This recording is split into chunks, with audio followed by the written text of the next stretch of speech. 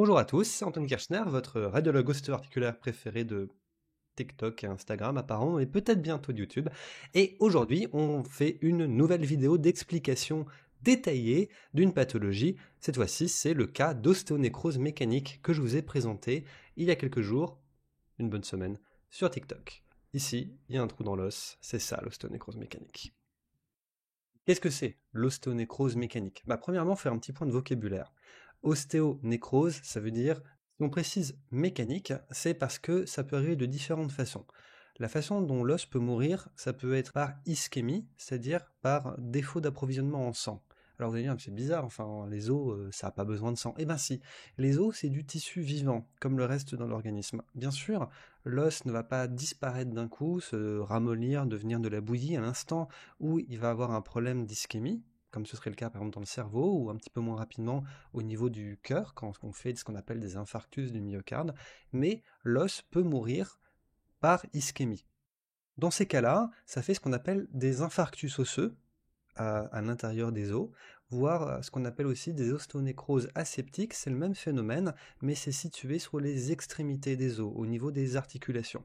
Ces choses-là, elles arrivent dans des cas de figure bien particuliers. Un autre moyen qu'on a de les désigner, c'est ostéonécrose systémique, parce qu'il y a un problème systémique qui fait que l'approvisionnement en sang au niveau de cet os va être interrompu. Tout ça pour vous dire que ce n'est pas ce que l'on voit dans le cadre de l'ostéonécrose mécanique, parce que dans le cadre de l'ostéonécrose mécanique, on atteint une mort de l'os, donc finalement on converge vers le même résultat final, un os qui est mort et qui va secondairement s'effondrer, se fragmenter lentement, mais ça n'arrive pas du tout par le même type de phénomène. Dans l'ostéonécrose mécanique, ce qui se passe, c'est que ça commence par des... La première étape, en fait, pour avoir de l'ostéonécrose mécanique, c'est d'avoir des fissures osseuses, des micro-foyers de fractures qui sont situés à un endroit où l'os est constitué d'un fin réseau de petites plaques qu'on appelle les travées osseuses séparées de micro-alvéoles. En radiographie, là vous avez une radio derrière, on va pouvoir voir cette architecture en zoomant bien. Si vous regardez bien, vous voyez les fins petits traits blancs qu'on a ici. Regardez. Ici, tous les petits traits blancs séparés de petits traits sombres. Tous les petits traits blancs, là, c'est les micro-travées osseuses. Et ça, ces micro-travées osseuses, elles sont soumises à des contraintes au niveau des articulations, au niveau du squelette, et nécessitent constamment une réparation. Pour se réparer, le corps, il emploie des cellules spécialisées, les ostéoclastes et les ostéoblastes, qui vont détruire et reconstruire l'os en permanence pour lui permettre d'absorber les chocs en continu sans se casser. Et donc, ces processus de réparation, de reconstruction de l'os, ils peuvent être dépassés. Ils peuvent être dépassés en cas d'excès de contrainte. Par exemple, quelqu'un qui prépare un marathon, même s'il est jeune, qu'il a les os solides, ça peut faire tellement de stress mécanique qu'il peut avoir des fractures de fatigue, des fissures de fatigue, qui peuvent notamment être situées dans cet os spongieux au niveau des articulations. Chez les sujets plus âgés, c'est plus fréquemment des phénomènes d'insuffisance, c'est-à-dire que l'os n'est pas suffisamment solide ou les processus de réparation sont affaiblis. Ça peut être lié simplement à l'âge, à l'ostéoporose, ou à certaines carences, ou à la prise de certains médicaments. Aussi, il peut y avoir des phénomènes locaux qui vont augmenter anormalement les contraintes dans les articulations. On va y revenir, c'est un problème assez fréquent au niveau des genoux. Quand ces micro-foyers de fracture apparaissent, ça va faire des symptômes, des douleurs, une gêne, un gonflement de l'articulation. Donc quand on est ici, proche de la surface articulaire, ça provoque une telle inflammation que le genou va gonfler, avoir du liquide qui s'accumule. Et généralement, ça va induire une consultation chez le médecin. Et le médecin, la première chose qu'il va faire, c'est demander une radio. Et si on est précoce, la radio, elle va ressembler à ça. C'est-à-dire qu'elle va être normale. Le problème avec ça, c'est que si le médecin retient juste radio normale, pas de problème, continuez monsieur, il n'y a pas de souci, eh bien la fissure risque de s'aggraver, de ne pas avoir l'occasion de récupérer. Et une accumulation de micro-foyers de fissures osseuses qui n'ont pas le temps de cicatriser, alors qu'il suffirait finalement à ce stade de juste quelques semaines en limitant les contraintes sur l'articulation, eh bien ça peut induire une destruction définitive de l'os, des foyers de nécrose justement, qui vont d'abord être de quelques millimètres, puis s'étendre, et puis secondairement provoquer un effondrement, c'est-à-dire l'os il est mort, il est plus capable de soutenir son intégrité structurelle et il se ratatine. Et ça, quand l'os se ratatine à cet endroit-là, ça crée un trou, voire éventuellement une fragmentation qui va détruire la surface de l'articulation et induire une arthrose précoce. Ça, on veut l'éviter. On va enfin regarder des cas cliniques. J'ai beaucoup trop parlé, comme d'habitude, pour introduire le sujet, mais c'était nécessaire parce que maintenant, l'objectif des 4 cas cliniques qu'on va regarder, ça va être de comprendre plus clairement ces concepts. Donc c'est parti pour le premier cas clinique. Cas clinique d'IRM de genou, c'est une personne qui a une soixantaine d'années et qui présente, sans avoir modifié particulièrement ses activités, des douleurs invalidantes du genou. Il n'a pas d'arthropathie, d'arthrose connue particulièrement, mais il est très gêné, douloureux à la marche. Donc qu'est-ce qu'on voit tout de suite sur les images? Là, ce qu'on voit, ici, c'est un genou vu de profil, coupe sagittale en pondération qu'on appelle DP-FATSAT. On y reviendra sur les pondérations en IRM, je vous promets, j'ai bientôt faire mes petits cours de radiologie pour les débutants, mais là on est obligé d'enchaîner. Donc tout de suite on marque tout ça là qui est blanc là-haut, c'est du liquide dans l'articulation. Si vous voyez ici là, ça c'est le récessus sous-quadricipital, là c'est l'intérieur de l'articulation du genou, il y a du liquide, donc il se passe quelque chose. Là ensuite, si vous regardez sur la partie interne du genou, partie externe, partie interne, vous avez ici de l'œdème dans l'os. L'os, il est censé être gris foncé sur ces images, et là, il apparaît blanc. Donc il se passe quelque chose à cet endroit-là. On peut regarder dans un autre plan, donc de face, on voit à peu près la même chose. Hein, du liquide dans l'articulation devant, et ici de l'œdème dans l'os. Rien de particulier sinon. Donc cet œdème, faut pas croire que c'est simplement de l'œdème. Surtout le patient ne parle pas de traumatisme, donc ça peut pas être juste une contusion, un bleu dans l'os. Donc il faut regarder d'une autre façon, on va regarder en pondération T1, qui permet de mieux analyser la structure osseuse. On regarde ça, ok, c'est un petit peu gris plus foncé ici à cause de l'œdème, c'est très discret, on recule, et là qu'est-ce qu'on voit? Ce petit trait noir qui est ici, visible sur 2 images, et qu'on peut regarder également de profil, vous voyez à cet endroit-là, ici, juste là, vous avez une petite fissure osseuse. Cette toute petite anomalie là, une fissure de quelques millimètres à l'intérieur de l'os, elle est responsable donc d'une grosse inflammation de l'articulation, elle est très invalidante. Est-ce qu'on est au stade de l'ostéonécrose? Pas du tout. Mais cette fissure osseuse, c'est la première graine de ce qui va donner une ostéonécrose du genou si c'est pas traité correctement. Comment est-ce qu'on traitera ça? C'est très simple. Il faut limiter l'appui. Alors à l'extrême, ça peut être simple, mettre complètement des béquilles et dire au patient de ne plus poser le pied par terre, voire carrément si c'est nécessaire un fauteuil roulant. Généralement, ça ne l'est pas. Et il y a vraiment une part d'individualisation du traitement là, parce qu'il y a des gens, il faudra simplement leur dire de limiter leur activité, d'autres, il faudra vraiment leur donner une décharge complète. Ça, c'est à l'appréciation du médecin qui s'occupera du patient.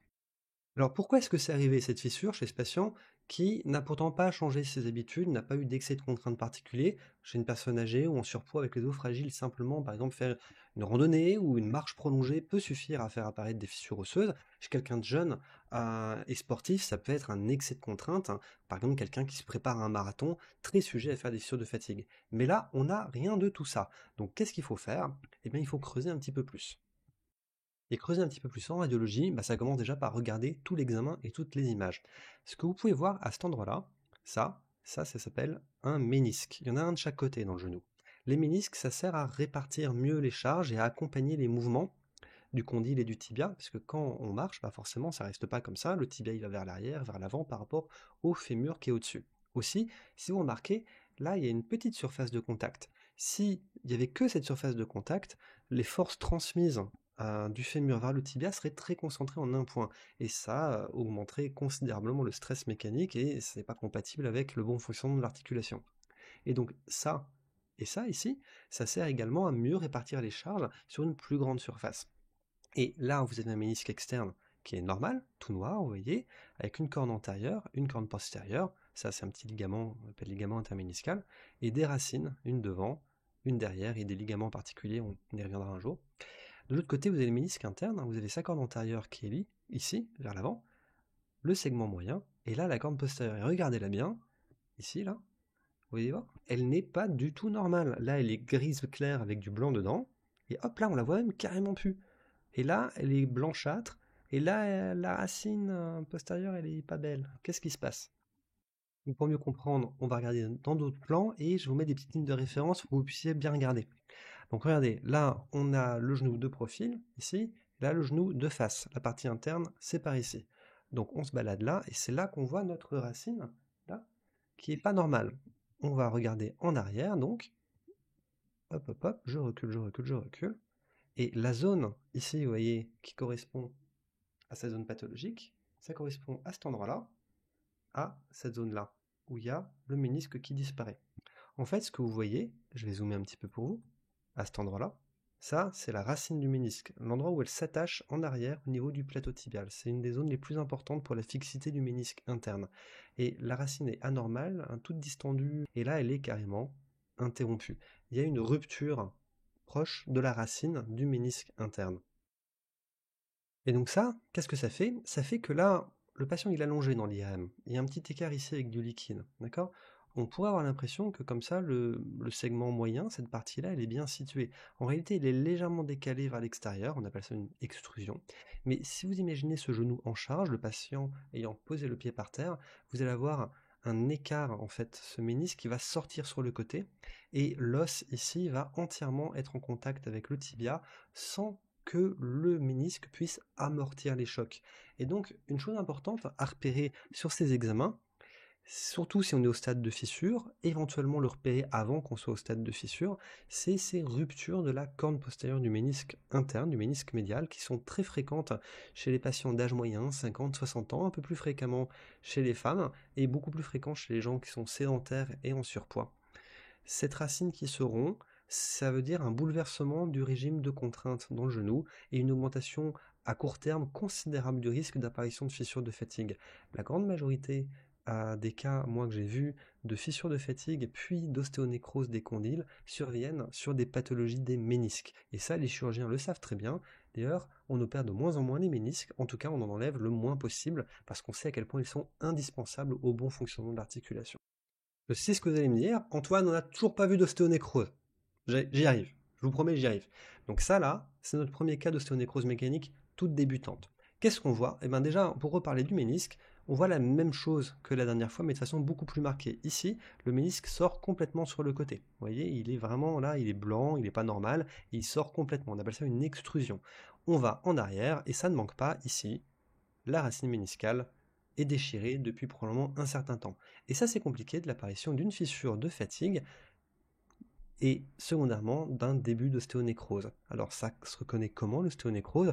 C'est cette zone qui est toute noire. Vous voyez, c'est pas simplement un fin trait qui était à peine, voire pas visible sur la pondération T2.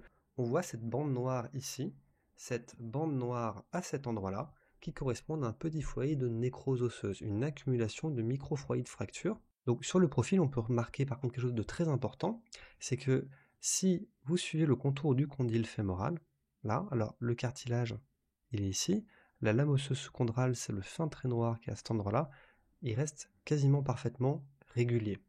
À ce stade, si on met le patient en décharge et qu'on lui laisse quelques semaines, le petit foyer de nécrose va se condenser, possiblement qu'à long terme ça pourra donner une légère irrégularité, mais il va y avoir une cicatrisation et surtout une absence d'extension du foyer de fracture. Et donc, ça va éviter probablement l'évolution défavorable à court terme et l'apparition d'une arthrose. Donc, qu'est-ce qui se passe si on ne traite pas ça comme il faut? Eh bien, on va le voir dans les deux cas suivants.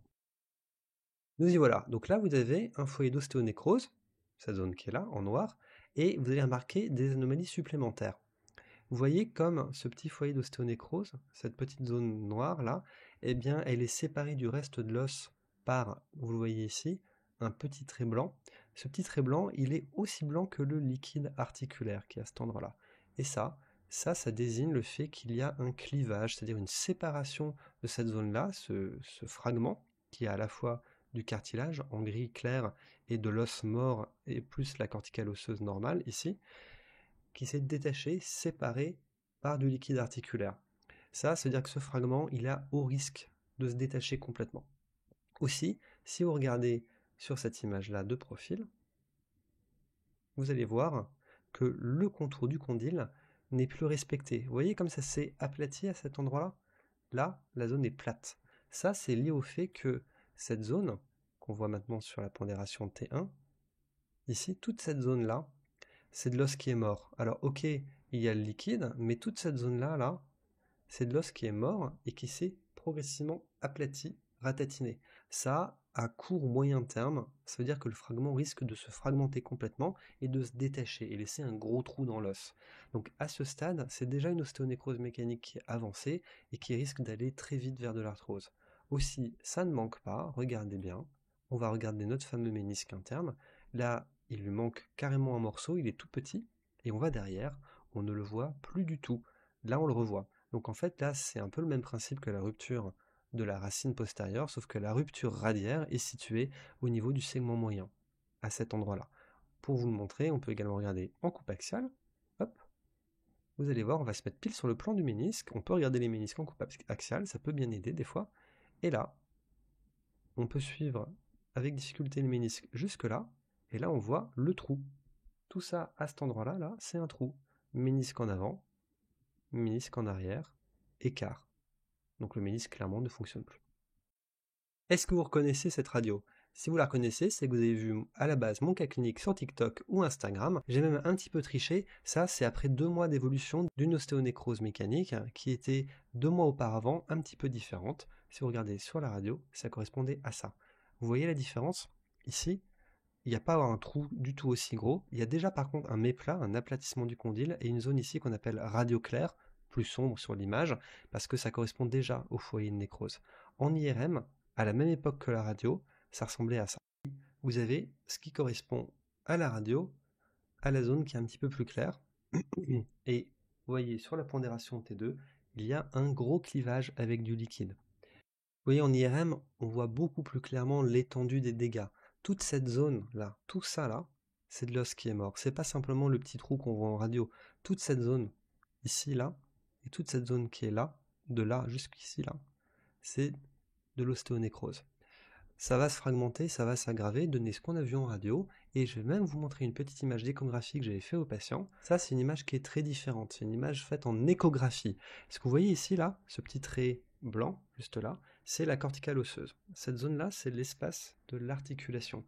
Et toute cette zone blanche que vous voyez correspond à tout ça, en blanc, c'est une espèce de bouillie d'os nécrotique qui se balade dans l'articulation. L'articulation est très inflammée. Cette zone-là qui est rouge, ça correspond à une hypervascularisation de la synoviale, le tissu normal à l'intérieur de l'articulation. Et il y a à l'intérieur donc un liquide qui n'est pas simplement du liquide, mais qui est une sorte de bouillie d'os fragmentés, dissolus. Félicitations si vous êtes arrivé jusqu'au bout de la vidéo, et merci pour votre attention. Donc il y a 2 messages importants à retenir de cette vidéo. Premièrement, l'ostéonécrose mécanique, c'est quelque chose qui est évitable parce que ça n'arrive pas d'un coup, ça commence par des fissures osseuses. Deuxièmement, les fissures osseuses, c'est très discret, même en IRM, des fois on ne voit que l'œdème. Grâce aux machines modernes maintenant, on voit quasiment toujours le petit trait, mais des fois c'est très subtil. Donc vous vous en doutez, en radio au début c'est complètement invisible. Quand on commence à le voir en radio, c'est qu'il y a déjà un phénomène de guérison et de sclérose, ou alors on commence à voir la clarté, la transparence anormale de l'os qui va avec un début d'ostéonécrose. Pour éviter d'en arriver là, il faut suspecter le diagnostic, éventuellement recontrôler précocement les radios, ou si on trouve que c'est vraiment inhabituel pour une simple poussée congestive chez quelqu'un qui a éventuellement une petite arthrose, comme c'est la plupart des gens qui sont sujets à faire une ostéonécrose mécanique du genou, eh bien il faut parfois demander une IRM. Bien sûr, il ne faut pas faire une IRM pour chaque patient qui a de l'arthrose du genou, sinon on n'est pas sorti de l'auberge, mais quand les symptômes sont inhabituels ou n'évoluent pas bien, eh bien il faut aller rechercher s'il n'y a pas une fissure osseuse qui est apparue. Parce que la fissure osseuse, c'est 2-3 semaines de décharge partielle, parfois même, et on obtient la guérison. L'ostéonécrose mécanique avancée, c'est une articulation qui est fichue, et c'est la nécessité, si le patient est capable de le supporter, de recourir à une prothèse, et ça, c'est pas une partie de plaisir.